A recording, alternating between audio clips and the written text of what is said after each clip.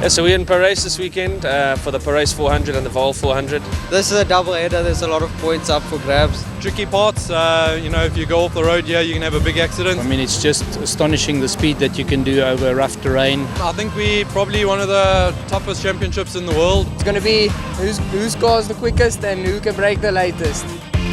Welcome to the longest weekend in South African rally raid racing.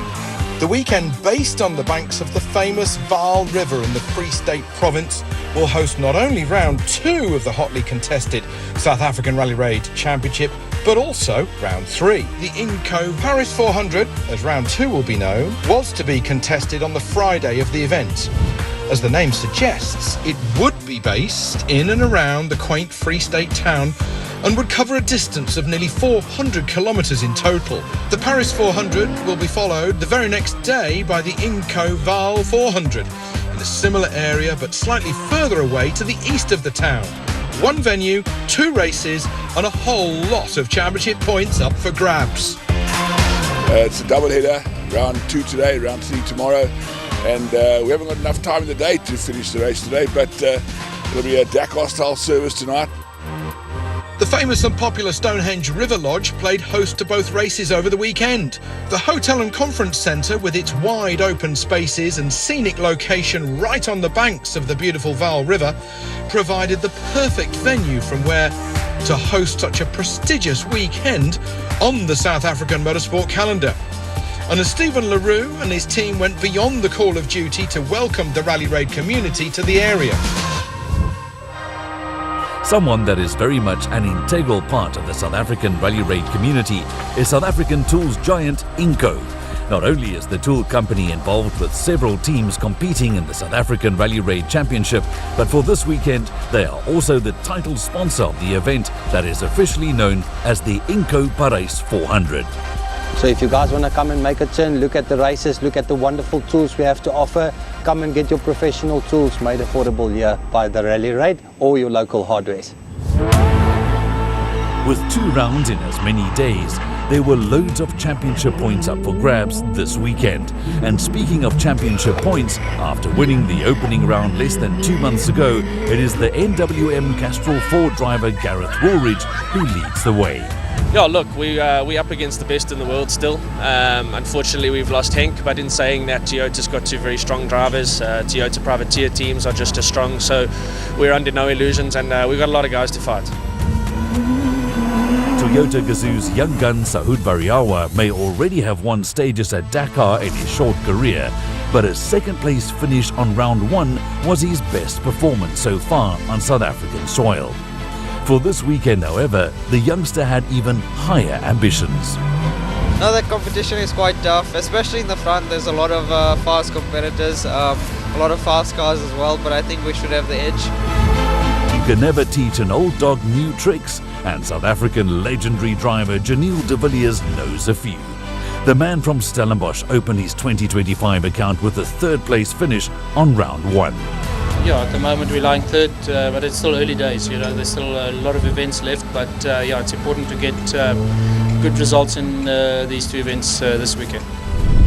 7 points is the difference between Woolridge at the top of the standings and Variawa in 2nd, with de Villiers a further 5 points adrift, and just 3 and 6 points clear of Daniel Schroeder and Lance Woolridge respectively.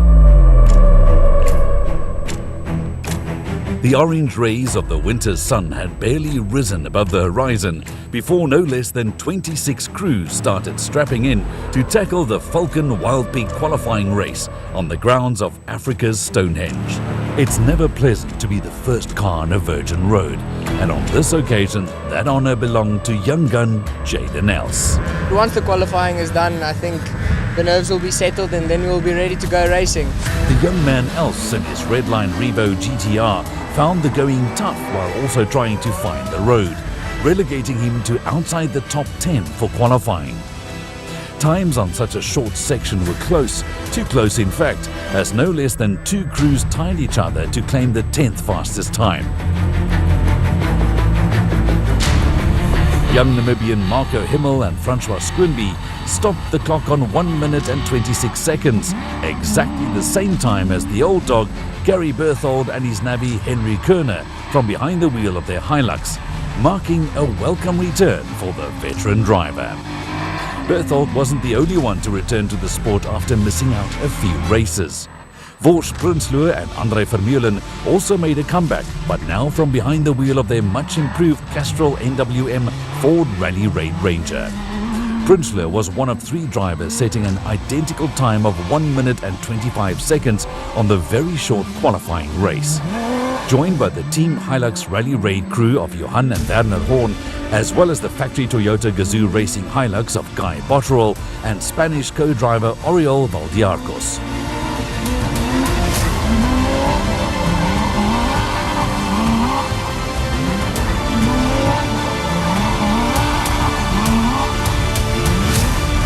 Ahead of Botterill, there was another tie for 5th place, as both the Brazilian crews of Marcos Baumgart and Andriotti Neto in the Castrol NWM Ford Ranger and the surprise package of local lad Dani Ludik and navvy Denzel Williamson stopped the clock on 1 minute and 24 seconds. 4 spots were still up for grabs, and as with any form of motorsport, qualifying is extremely important. For the Inco Parys 400, the qualifying time would not be counted for the actual race. Only the position would be used to determine the grid for the race proper, like in Formula 1. So for the remaining 4 crews, everything was still to play for. Castrol Ford's Gareth Woolridge and Boyd Dreyer started round 2 as the championship points leaders and had everything to play for, but could only manage a time of 1 minute and 23 seconds. Good enough for 4th.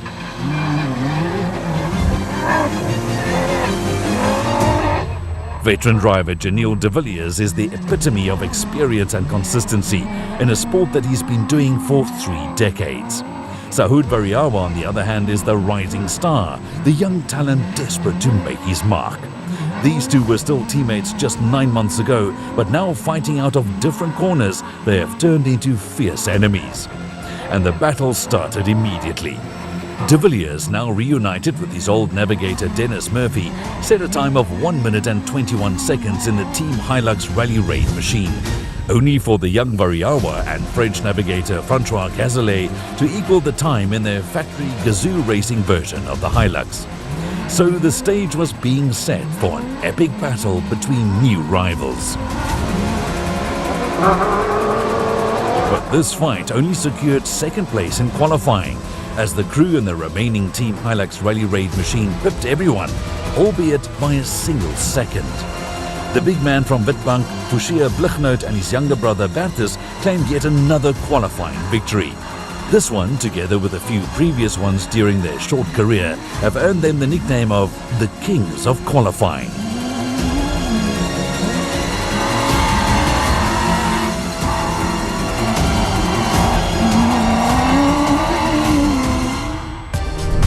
It was a short, sweet qualifying stage, so not much time differences to separate the top 10. The Blichnots claimed pole position ahead of teammate De Villiers and Variawa, who in turn bettered the time set by his title rival Gareth Woolridge. Dani Ludik in an Ultimate T1 Plus SA Class car surprised by sneaking into the top 5, ahead of Baumgart, Botterill and the Horn brothers.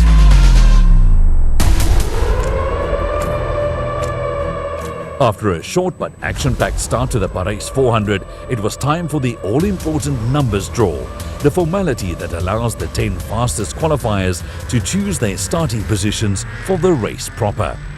This is important business, as a starting position can mean the difference between winning and losing. Too close to the front and you'll end up finding the road for everyone else to follow. Too far back and you might get stuck in traffic and dust. It's a fine line. When the dust settled, this is how the chips fell. The unenvious task to open would be the responsibility of Guy Bottrell, while our pole position man chose the relative safety of starting the race from 6th.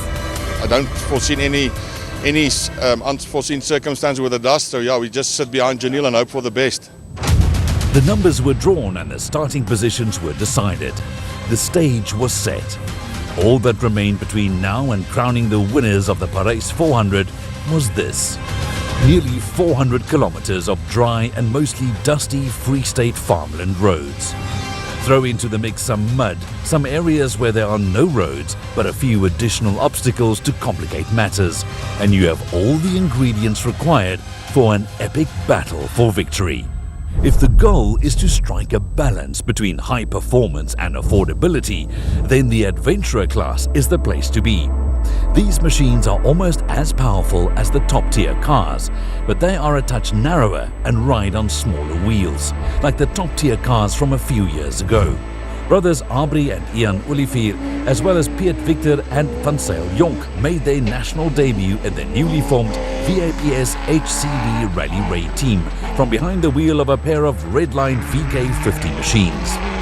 Victor and Jonk qualified in last following some issues, but the pairing enjoyed a clean race to climb the leaderboard to an eventual second place finish in class. The Oliviers, on the other hand, qualified in 4th, and that's where they finished, a result not to be snuffed at in their first national race. The usual fight between Johan de Bruin and old rival Johan van Staden did for once not quite materialize.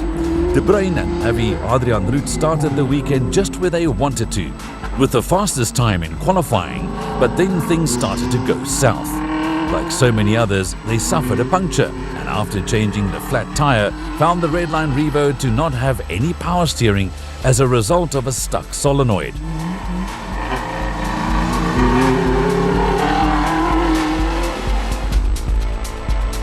This may have been the first time Piet Victor and Van Zyl Jonk competed in an event at this level, but the rookies acquitted them well of their task. They enjoyed a clean run to claim the second step on the podium in their first race.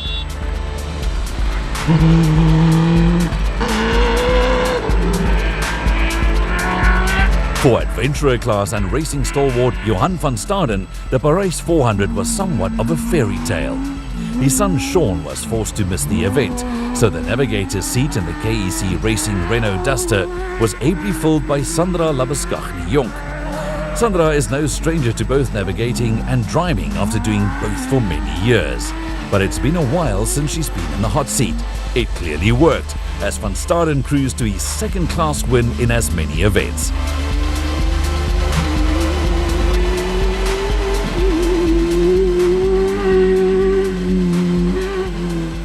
Second nature for her. Picked up on the pace very quickly. We started building on that and clean run. The scoreboard confirms a comfortable victory margin for Van Staden and Labuschagne over newbies Victor and Jonk, with De Bruin and Roots missing out on second position by just more than 2 minutes. It's called the Ultimate T1 Plus SA class, and it's essentially the same spec of machine that competes at the Dakar's highest level, but meant for crews who don't have any international aspirations at this point. These guys and girls don't only battle each other, but their fights are also a regular sight on the battle for overall glory. Redline Motorsport recruit Dani Ludik was the surprise of the morning, winning qualifying in the class and placing his Revo 5th overall. The young man kept it clean and reached the midway service point with his class lead still intact despite a few issues. Keep it clean and try to come back in one piece. Came back in one piece he did, but only after losing the lead and valuable time due to a few unforced errors. With Ludik dropping from first to fourth on the last lap, the door was left open for 3 more crews to fight for the available podium spots. And it was young Namibian driver Marco Himmel and his wingman Francois Squinby who improved from qualifying 4th in their red light Navarro Revo to reaching the finish on the 3rd step of the podium. The Team Hilux Rally Raid crew of Johan and Werner Horn was once again forced to lock horns with an old rival in the form of veteran Gary Berthold and his enthusiastic navigator Henry Kuurne in a similar Hilux.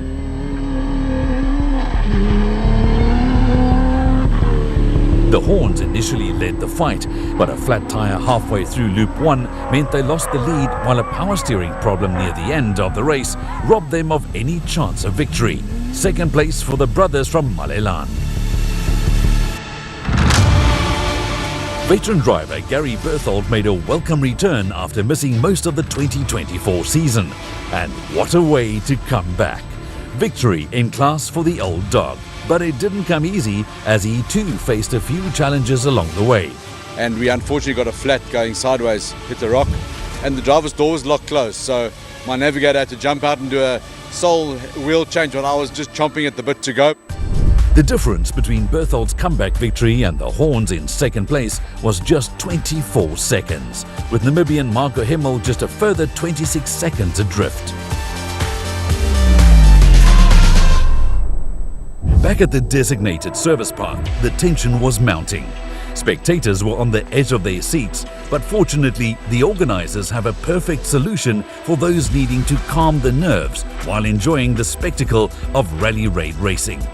It's called the VIP experience, and it provides a fully catered for and 5-star way to enjoy this exciting sport. This is the Ultimate T1 Plus FIA category. It is home to the pinnacle of rally raid machinery, but also home to a big field of both local and international stars. It's also home to the age-old rivalry between SA's leading bakkie manufacturers, Ford and Toyota. And so for this season, between former champion Gareth Woolridge and the young protagonist Sahoud Variawa.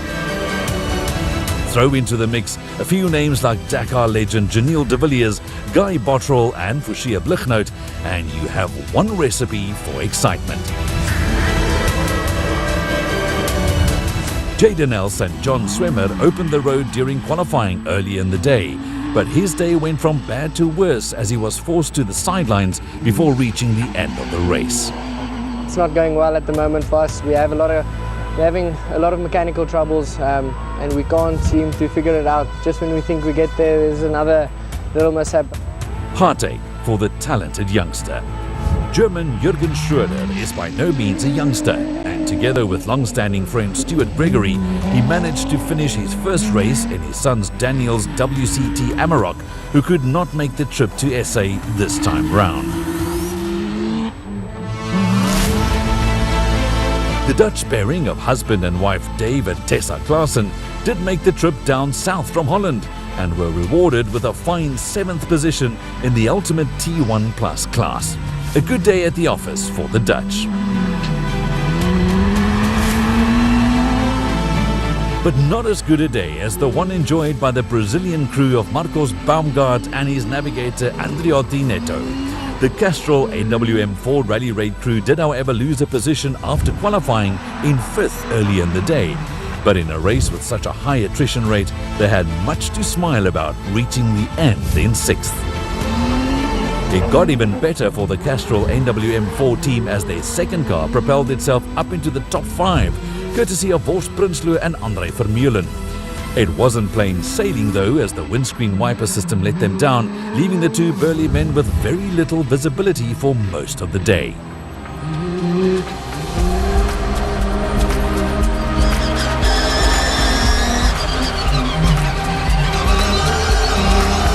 Just 4 positions remain, but there were still 5 crews hopeful of filling them.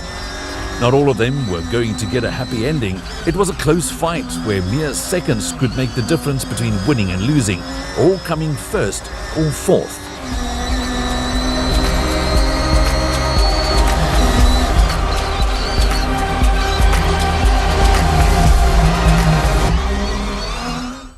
Starting behind the Ford of Woolwich, Saoud Variawa and French navigator Francois Cazelet encountered a fair share of dust early on and then got a puncture. The TGRSA crew changed the wheel, but then found themselves behind the Hilux of de Villiers for most of the rest of the day. The Toyota young gun pushed hard and stopped the clock on a time of 4 hours, 43 minutes and 28 seconds.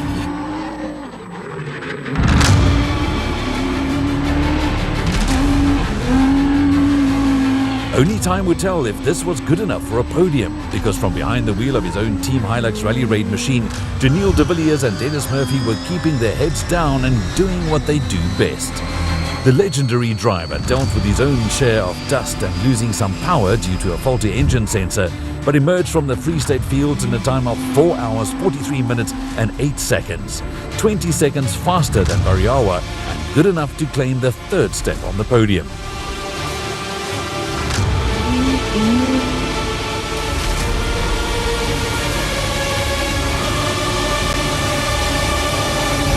The fight for race honours also soon became a fight for road position.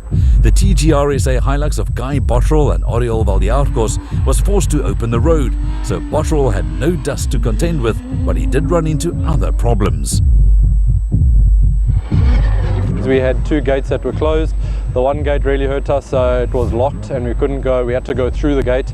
So I tried to ram it a few times with the car, but it's the strongest gate in the world, it wouldn't break. So then we had to open the toolbox, get the pliers out and cut the fence next to the gate. So we lost 5-6 minutes there, and then we get back in the car and we go, and a little bit later there's another gate that's closed.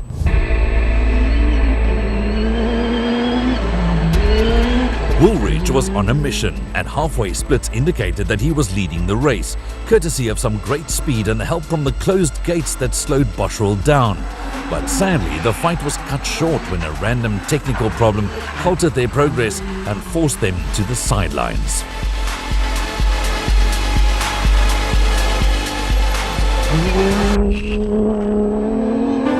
So the fight for victory turned into a two-horse race between Bottrell and the second Team Hilux Rally Raid machine of brothers Fouchier and Bertus Blichnout. The kings of qualifying started the race from 6th on the road, and for most of the day this proved to be a good decision as they managed to steer clear of most dust and gates and other obstacles, setting a blistering pace in the process. The brothers have shown their pace in the past. Most of it, they have failed to bring it home after 400 kilometers, but not this time. At the Parys 400, the Team Hilux machine stopped the clock with the fastest time, claiming what they thought to be a maiden victory at the time. The timekeepers, however, still had other ideas. It was a good day for us. Get caught in the dust the first loop, obviously in the second loop as well. We made some vital mistakes here at the end, but overall we're quite happy. Yes, it feels really good. We got our time back from the gates being closed, which is really good. So we managed to win the day, which was great. After making the calculations, Bottrell was declared the rightful winner, and that by a mere 4 seconds. Heartache to miss out on a maiden victory, but second was still his best finish in a very short career, while de Villiers adds another podium finish to his long and distinguished career. Vos Prinsloo rounded out the top 5 in the ultimate FIA T1 Plus category. The sun was setting over the Vaal River as round 2 of the South African Rally Raid Championship drew to a close. Fortunately for the many race fans, they didn't have to wait too long for the action that was promised to come with round 3.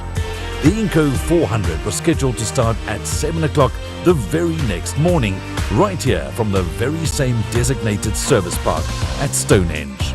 Time for the crews to catch a breather while the technicians start what was going to be a long night rebuilding the cars for round 3. See you next week from the same place, but for a new race.